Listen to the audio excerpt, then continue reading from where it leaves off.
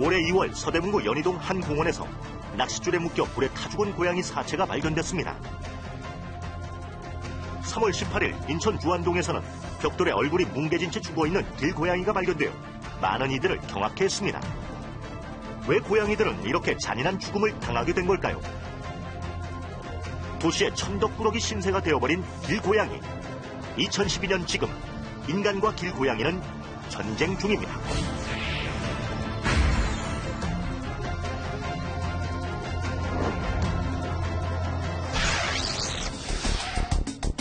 길고양이 문제는 얼마나 심각한 걸까? 제작진은 길고양이가 대거 출몰해 민원이 끊이지 않는다는 부산의 한 동네를 찾았습니다. 확실히 동네 곳곳에 고양이들이 눈에 많이 띄었는데요. 이에 대한 주민들의 입장은 어떨까요? 지붕에 뭐 어떤 데 사람이 댕기가 싶어가지고 깜짝깜짝 놀랐죠. 자다도 이거 뛰어 올라가 보면 3마리가 막 왔다 갔다 이미가 막 돌아다닌다는 게네. 그들은 마을이 고양이 천국이 되어버렸다며 길고양이로 인한 피해를 호소했습니다. 그렇다면 다른 동네 상황은 어떨까요? 음식물 쓰레기도 내놓으면은 막 파헤치고 막 그러니까. 동네 곳곳을 활보하는 고양이. 못 본 척하기에는 생활에 불편함이 크다고 합니다. 그런데 냄새가 많이 나죠. 하단이 있으니까 막 그런 데서 어떤 데 나오면 막 냄새가 이상하다 싶으래. 이래 찾아보면은 이 똥을 사나. 굉장히 악취가 그냥 모기가 더 끓죠. 지저분하지 뭐 한마디로 고양이가. 동네뿐 아니라 공공장소에서도 길고양이로 인해 돌머리를 앓고 있다고 하는데요. 사람을 피하지 않고 되려 주변을 어슬렁거리는 고양이들. 주변에 배설물을 너무 사놔갖고 손님들 그 위에다 모르고 안고 밟고 해갖고 거기서 병충이 전염병을 옮길 수가 있으니까 이 너무 많으니까 천적이 없어요. 고양이의 배설물을 숙주로 한다는 톡소포자충. 사람들이 고양이 배설물에 대해 예민한 반응을 보이는 이유는 바로 이 기생충 감염에 대한 공포심 때문이었는데요. 이것에 감염되면 소두증 등 중추신경계 쪽에 문제가 될 수 있다고 합니다. 임신되기 6개월 전에 톡소포자충에 감염이 되면 태아에게 이게 전염될 위험성이 있기 때문에 임신 가능성이 있는 분들은 아무래도 좀 피하시는 게 좋죠. 하지만 면역기능이 정상인 분들에게는 임상적으로 크게 문제되지는 않습니다. 이렇게 사람을 두려워하지 않는 길고양이가 300마리 이상 출몰하자 수의사회, 위탁동물보호센터, 동물학대 방지연합, 자원봉사자 100여 명이 합심하여 대대적인 중성화 수술 TNR을 실시하게 되었다고 하는데요. 오늘 저녁에 여기 집단으로 3시간은 고양이들 중성화 수술 때문에 그랬습니다. 길고양이의 번식을 막는다는 중성화 수술 프로그램 TNR. 이 TNR은 포획, 중성화 수술, 방사를 뜻하는 국제적인 공용어입니다. 포획 성공률을 높이기 위한 회의 중 TNR의 첫 단계인 포획은 개체수 측정이 힘든 길고양이의 특성상 쉽지 않은 작업이라고 하는데요. 저희들 계획으로는 100두 이상의 중성화 수술 후 제자리 방사를 계획하고 있습니다. 고양이 활동 시간인 밤이 되자 포획 덫을 놓기 위해 움직이기 시작합니다. 안전한 통덫을 사용하여 고양이가 다치지 않도록 포획하는 것이 관건. TNR은 미스 템퍼드대에서 난소 시술 방법을 연구 시행하여 번식력에 억제 효과가 있음이 확인된 고양이 개체수 조절 프로그램입니다.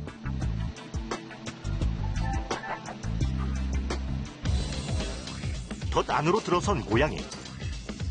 잡힌 고양이가 스트레스를 받지 않도록 덫을 가려주고 재빨리 수술 장소로 옮겨줘야 하는데요. 미안해. 이렇게 2시간에 한 번씩 설치된 포획틀을 확인해 고양이 포획을 반복합니다. 밤새 포획된 고양이가 약 70여 마리.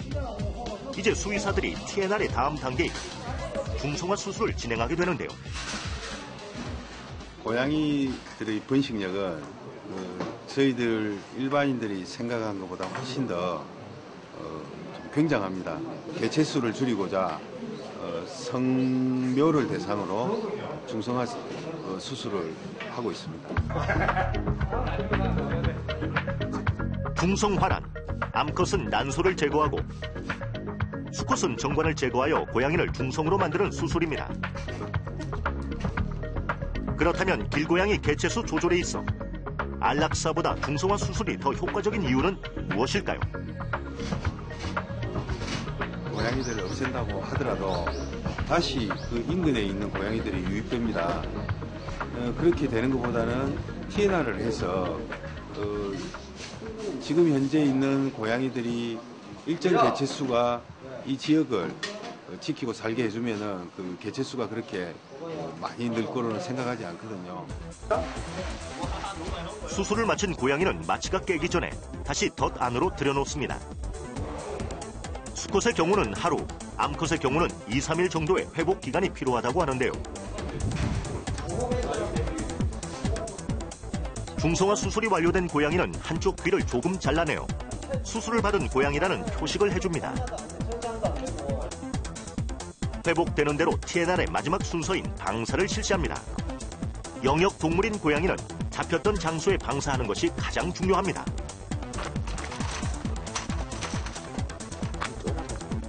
TNR의 효과를 보기 위해서는 한 번의 수술이 아닌 여러 번의 반복이 필요하다고 하는데요. 이번 그 중성화 수술에서 누락된 개체나 새로 유입된 개체, 뭐 새끼 고양이나 이런 것들을 또 한 6개월이나 7개월 뒤에 다시 이제 대대적으로 수술하는 방식으로 한 3, 4회 거친다면 효과가 나타날 것으로 생각이 됩니다. 이러한 TNR은 부산뿐 아니라 전국 지방자치단체에서 적극 수용하여 실시되고 있었습니다. 길고양이가 많아진 것은 실제적인 숫자의 증가보다 먹이를 찾기 위해 사람 곁으로 다가오기 때문이라고 하는데요. 길고양이한테 먹이를 주는 한 캣맘을 만나봤습니다. 전에는 나무가 꽉 찼었거든요. 원래는 더 숨겼었죠. 저 안쪽으로 더 숨겼는데 실은 여기도 사람이 다니는 곳이라 안 주고 싶었는데 저쪽에 주는 것도 뭐라 했어요. 여기 사람들이 본다 이거죠. 먹이를 주면 길고양이가 늘어난다는 주민들의 민원으로 캣만 활동이 점점 힘들어지고 있다고 하는데요. 얘가 지금 제가 알기로는 자리를 옮겼어요. 이렇게 밥을 먹으러 오던 고양이 중 사람들이 놓은 쥐약 때문에 죽은 것으로 의심되는 한 길고양이에 대한 이야기도 들려주었습니다. 이거 여학생이 발견을 해서 아저씨도 얘기를 했어요. 그런데 이제 아저씨는 제가 밥 주는 아이인 줄 아니까 저한테 먼저 보여주고 싶으셨던가 봐요. 가슴 아플까 봐. 고양이에 대한 혐오감은 생각보다 심각했습니다. 2010년 9월 한 20대 여성이 이웃집 고양이를 무참히 폭행한 후 살해한 이른바 고양이 은비 사건이 발생했습니다. 이 사건을 계기로 동물 학대가 사회적 논란이 되었고 지난해 동물보호법이 강화되었지만 그 처벌은 미비한 실정이라고 합니다. 좀 동물보호법이 강화됐긴 강화됐는데 실제적으로 적용이 굉장히 미미하게 되고 현장을 직접 목격하고 범인을 잡아가고 경찰에 넘긴다 하더라도 정말 처벌이 미미해요. 학대의 유형은 또 있었습니다. 쓰레기로 가득한 집안에 갇혀있던 28마리의 고양이. 집안 곳곳 겁에 질려 숨어있던 고양이들과 함께 발견된 것. 그대로 방치된 고양이 사체.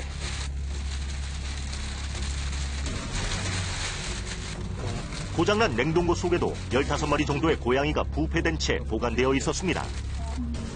이렇게 좁은 공간에 많은 동물을 방치하여 기르는 사람을 일명 애니멀 호더라고 부릅니다. 이들 중 많은 수가 길고양이 사냥꾼이라고 하는데요. 그들은 포획한 고양이를 어떻게 처리하는 걸까요? 고양이들을 갖다 중탕집에 팔아넘기는 거 있잖아요. 이렇게 길고양이들이 돌아다니니까 저 고양이를 이렇게 막 덕 같은 걸 이용해서 불법으로 잡아가지고 한 마리에 몇천 원씩 받고 구포시장에 중탕으로 팔아넘기는데 고양이가 관절염에 좋다는 속설. 아직도 고양이 진액이 효과 있는 민간요법으로 통하는 듯 했습니다. 그렇다면 정말 고양이가 시장에 유통되고 있을까요? 취재진이 실체를 알아보기 위해 한 재래시장 안에 있는 건강원을 찾아가 봤습니다. 관절염에 대해 이야기를 꺼내자 바로 고양이 진액을 권합니다.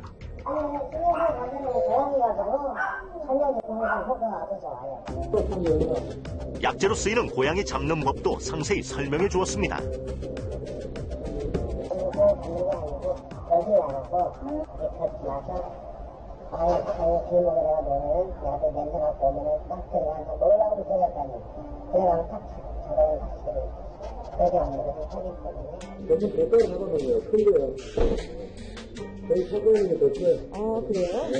고양이 모습 그대로 가죽이 벗겨진 채 냉동 보관된 모습.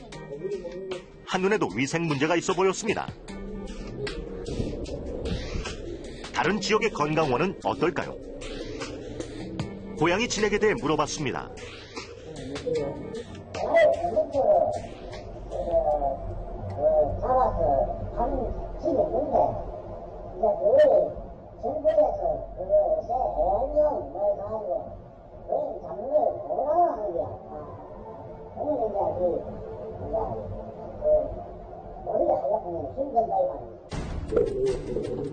하지만 고양이를 찾자 바로 꺼내 보여줍니다.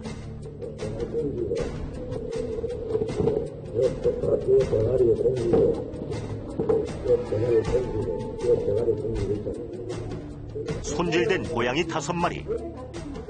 그 자리에서 고양이를 솥에 넣어 탕약을 준비하는 모습을 볼 수 있었는데요. 도대체 고양이가 왜 관절염에 효과가 있는 걸까요? 고양이를 높은 데서 뛰어내리고 낮은 데서 높은 데 올라가잖아요. 유연하잖아요. 우리 사람도 애들하고 어른들하고 몸 유연하게 틀리잖아요. 그런 식으로 보면 되는 거예요. 전문가는 고양이의 관절 치료 효과가 사실 무근이라고 말합니다. 고양이 고기라든지 고양이 관절도 우리 인체 내에 흡수되게 되면 우리 일반적으로 먹는 돼지고기나 소고기와 같은 일반적인 동물성 단백질로 흡수가 되기 때문에 이것이 특별히 다른 고기에 비해서 관절에 효과가 있다고 볼 수는 없습니다. 치료 효과가 입증되지 않은 고양이 진액. 고양이 약재 판매에 대한 법적인 제재는 없는 걸까요? 시청 관계자에게 얘기를 들어봤습니다. 고양이도 그렇고 그런데 이제 우리나라 식문화하고 이제 관습적으로 이제 식품위생법이 생기기 전부터 이제 정통적으로 먹어왔던 부분이지 않습니까? 그런데 이걸 가지고 갑자기 이걸 뭐 단속하기도 애매한 부분이고요. 어쨌든 제도권 밖의 일이죠, 그 현재에 나타나는. 고양이 문제는 법망의 사각지대에 놓여 있었습니다. 반려동물이면서 또한 혐오동물. 길고양이에 대한 따가운 시선은 여전하지만 한편으로는 그들을 다른 시각으로 보자는 사회적 움직임이 일고 있습니다. 최근 길고양이에 대한 책과 영화로 화제가 된 캣데디 이용환 씨를 만나봤습니다. 예전에는 고양이를 좋아하지 않았던 사람이에요. 그렇다고만 내가 고양이를 학대하거나 뭐 돌을 던지거나 막 이랬던 건 아니, 그냥 무관심했던 거지만 부정적인 생각이 더 많았던 거죠. 그랬던 그가 지금 캣데디 활동을 하며 길고양이의 모습을 기록하고 있는 이유는 무엇일까요? 길고양이에게 못된 짓을 하고 있는지 뭐 이런 부분에 대해서 옛날에는 미처 몰랐었거든요. 근데 아무래도 그런 사람들의 그 인식을 좀 바꿔줘야 되겠다. 라는 생각에서 이제 책도 더 열심히 쓰게 되는 것 같고요. 사진도 더 열심히 찍게 되는 것 같고 그렇습니다. 길고양이에 대한 인식을 바꾸기 위해 노력하는 또 다른 현장을 찾아가 봤습니다. 버려진 고양이들이 길고양이가 되지 않도록 유기묘의 주인을 찾아주는 입양 행사 중이라고 하는데요. 북쪽은 지금 저희 말 악갱이 대란이라고 그러거든요. 그러니까 어린 고양이들이 너무 많아서 그러니까 저희처럼 이런 봉사활동 단체도 있지만 입양하겠다는 사람은 어느 정도 한정돼 있어요. 과연 인간과 길고양이의 공존은 가능한 걸까요? 유명인 중에서도 이름난 애묘인이 많았는데요. 그들은 길고양이에 대한 사회인식을 바꾸기 위해 앞장서고 있습니다. 최근 학대받은 유기묘를 입양해 화제가 되고 있는 가수 신효범 씨를 만나 이야기를 들어봤습니다. 귀가 잘린 아이 입양해달라고 떴더라고요. 근데 사실 상처 입은 아이들, 아픈 아이들 입양되기 쉽지 않거든요. 제가 어쨌든 길냥이나 유기견 친구들 입양할 마음을 먹고 있었기 때문에 빨리 결정했어요. 내가 키워야겠다 얘는. 9마리의 유기견과 유기묘를 입양해 키우고 있는 그녀. 이미 그들이 가족처럼 느껴진다는 신효범 씨는 고양이를 싫어하는 사람들에게 하고 싶은 말이 있다고 했습니다. 그들이 원래 이 땅에 먼저 있었고 우리가 그들의 땅을 침범해서, 하지만 걔네들은 우리한테 해코지 안 하잖아요. 근데 좀 더 공존할 수 있는 존재로 좀 인식하고 하지 말아야 될 것들에 대한 순위를 좀 정하고 우리가 그 아이들한테 잘못하지 않았으면 좋겠어요. 뛰어난 지능을 가진 사람들이 아주 지능이 낮은 아이들한테 너무 잘못하는 경우가 너무 많은 것 같아요. 창피하지 않게 살았으면 좋겠어요. 우리의 주변에 터전을 잡고 사는 도시의 길고양이들. 그들의 유일한 천적은 어쩌면 인간일지도 모릅니다. 눈앞의 고양이를 없애기 위한 단발성 정책보다는 공존에 대한 고민, 그리고 생명 존중과 책임을 기반으로 한 투자야말로 길고양이 문제 해결의 열쇠가 아닐까요?